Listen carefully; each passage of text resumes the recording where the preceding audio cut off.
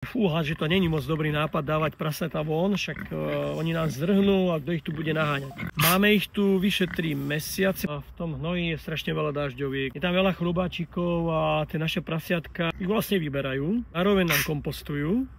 Hej, vlastne nám robia aerobný proces. Vlastne niekto na to používa drahé stroje, my na to používame naše prasiatka. Tá kvalita toho mäsa je na úplne inej úrovni. To zviera dokáže prijímať vitamín D, čo ako v tom chlievi asi ťažko by dostalo nejakým spôsobom do seba. Tie náklady sú že nulové. A natoľko sú inteligentné, že keď fakt by im bola zima, tak si tam porobia doslova také, že zahrijú sa tam jak takí vojaci, majú aj prístrešok. Toto už nie je hnoj. To je krásne rozložený substrát, to je obrovská bomba pre tú rastlinu, je to obrovská výživa.